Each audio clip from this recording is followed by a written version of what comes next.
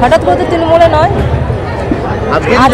আজকে 8ই মার্চ নারী দিবস, সেই হিসাবে এখানকার যিনি বিধায়ক আছেন দেবী দায় বলি আমরা তাকে, উনি আমাকে সম্মান জানানোর জন্যই আজকে এই প্রোগ্রামে আমন্ত্রণ করেছেন।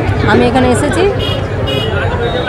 এবার হঠাৎ করে বলতে কি, আমরা একসঙ্গে দীর্ঘ কয়েক বছর দল করেছি, সেই হিসাবে কয়েকদিন আমি রেস্টে ছিলাম, আমার নিজের শরীর ভালো ছিল না। এখন এবার নতুন করে না, আমার কিন্তু 2021-এ আমাকে টিকিট দেয়নি বলে যে আমার মনে কোনো সেটা কোনো ব্যাপার নয়। যদি সেটাই হতো তাহলে কিন্তু আমি তোমাদের সংবাদ মাধ্যমে কিংবা হয়তো কোনো প্রোগ্রাম করে আমি কিন্তু বলতাম যে আমাকে টিকিট দিল না বা কিছু। আমার সেটা কোনো ব্যাপার ছিল না। আমার একটাই মানে খারাপ লেগেছিলো বা আমার কষ্ট হয়েছিল যে আমি একজন সিটিং এমএলএ, আমাকে বাদ দিয়েছে ঠিক আছে, তাতে আমার কোনো রকম রাগ ছিল না, কিন্তু আমাকে আবার বলবে না যে এখানে যদি অন্য কাউকে দেওয়ারই দরকার থাকে তাহলে আমি তো তার হয়ে খাটবো। কিন্তু আমি এত বিশ্বাসযোগ্য ছিলাম, আমাকে এত বিশ্বাস করতো, আমি দাদাকে এত শ্রদ্ধা করতাম, এত ভালোবাসতাম, আমাকে একবার বললেই হতো জাস্ট যে ওখানে আমি অন্য কাউকে এবার দেবো। কারণ আমি 2বার জেলা পরিষদের মেম্বার, 2বার বিধায়ক হয়েছি। আমি কিন্তু কোনোবার বলিনি যে আমাকে টিকিট দাও, বা দাদাও কিন্তু কাউকে বলেনি যে আমাকে টিকিট দেবে। দাদা নিজের মতো করেই আমাকে দিয়েছে, আমাকে কোনোদিন চাইতে হয়নি।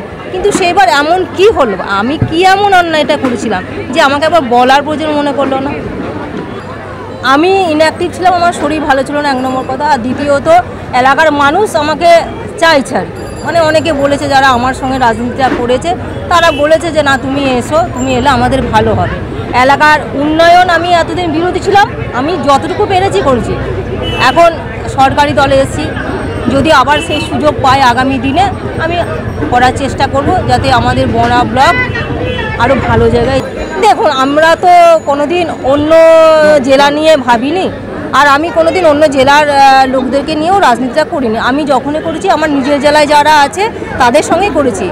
আর কান্দি বলবেন, আমি যখন থেকে জেলা পরিষদে 2003-এ যখন আমি দাঁড়াই তখন থেকে কিন্তু দেবীদাদের সঙ্গে সম্পর্ক আমাদের আছে, কারণ আমরা সবসময় কান্দি সাব ডিভিশন লেভেলে কিন্তু রাজনীতিটা করেছি। তখন থেকে উনি আমাকে বোনের মতো দেখেন, আমরাও দাদার মতোই দেখি, এবং তখন থেকেই আমরা ওনাদের দেখেই রাজনীতিটা করেছি। তাই দিদিমণি হয়তো এলাকার ভালোর জন্যই বলতে পারেন, তিনি হয়তো জিজ্ঞাসা করেছেন যে আমার এলাকাটা কী করে ভালো করা হবে, বা বর্ডার এলাকায় যদি কোনো গণ্ডগোল হয় সেটাকে থামানো যায় কীভাবে, সেই পরামর্শ হয়তো চেয়েছেন, সেই হিসাবে দিদি হয়তো বলেছেন।